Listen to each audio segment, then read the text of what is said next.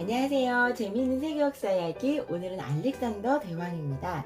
그리스 도시들이 서로 전쟁을 하면서 몰두하느라 굉장히 약해졌습니다. 그 틈을 노리고 마케도니아의 필립 왕이 그리스를 정복하게 됩니다. 필립은 마케도니아와 그리스를 지배했습니다. 필립은 페르시아도 공격하고 싶었지만 그 전에 사망하게 됩니다. 그래서 그의 아들 알렉산더에게 왕위가 물려졌는데, 알렉산더 이름의 뜻은 사람들의 통치자라는 뜻입니다. 알렉산더는 어렸을 때도 평범하지 않은 소년이었는데요. 굉장히 용감하고 강했습니다. 한 예로 아버지 필립과 함께 마음에 드는 군마를 사러 간 적이 있었습니다.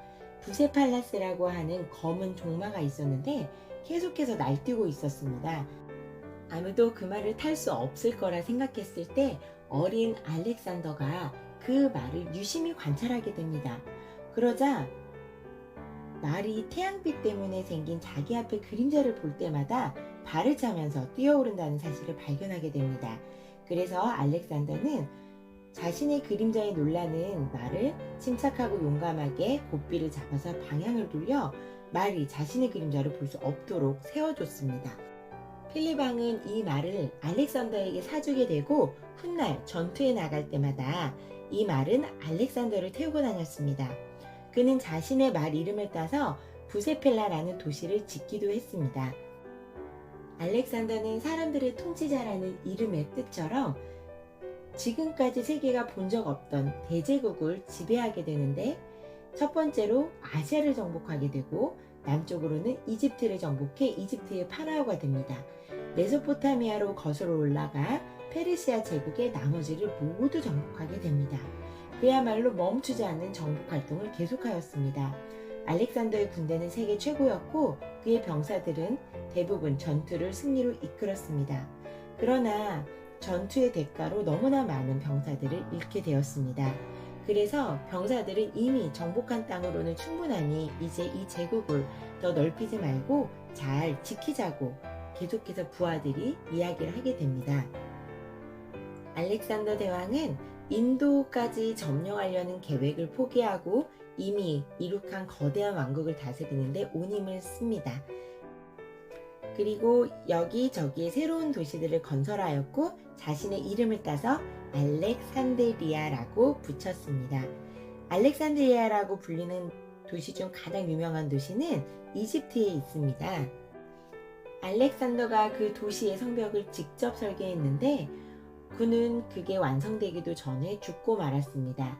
그가 죽은 뒤 알렉산드리아는 세계에서 가장 번성한 도시가 되었고 많은 유명한 학자나 작가, 또 예술, 음악, 학문의 중심지가 되었고 오늘날에도 알렉산드리아는 여전히 크고 중요한 도시입니다.